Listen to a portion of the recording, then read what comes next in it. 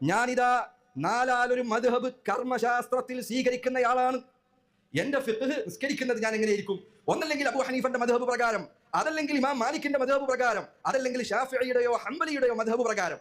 എന്റെ കർമ്മശാസ്ത്രം അത് ആരുടെ വഴിയിലായിരിക്കും? അത് ഈ 4 മദ്ഹബിലായിരിക്കും വരാട്ടെ.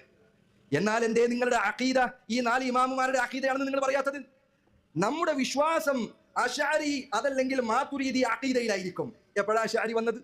എപ്പോഴാണ് മാതുരീദി വന്നത്? നൂറ്റാണ്ടുകൾ പിന്നിട്ടതിന് ശേഷമാണ് അശഅരിയും മാതുരീദിയും ഒക്കെ വരുന്നത്.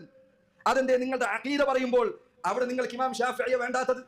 അതെന്തേ നിങ്ങളുടെ അഖീദ പറയുമ്പോൾ നിങ്ങൾക്ക് ഇമാം അഹ്മദിനെ വേണ്ടാത്തത്? അവർക്ക് അഖീദ ഉണ്ടായിട്ടില്ലേ?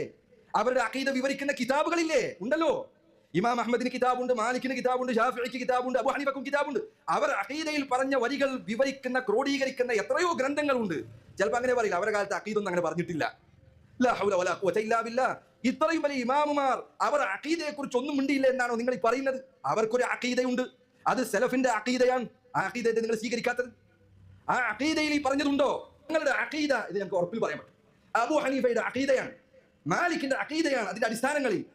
അതുപോലെ തന്നെ ഇമാം ഷാഫിഈയുടെ അഖീദയാണ്, ഇമാം അഹ്മദിന്റെ അഖീദയാണ്, ബുഖാരിയുടെ അഖീദയാണ്, മുസ്ലിമിന്റെ അഖീദയാണ്, തിർമിദിയുടെ അഖീദയാണ്, നസായിയുടെ അഖീദയാണ്, ഇബ്നു മാജയുടെ അഖീദയാണ്, സഹാബത്തിന്റെ അഖീദയാണ്, താബിഈങ്ങളുടെ അഖീദയാണ്. ധൈര്യത്തിൽ പറയാൻ സാധിക്കും.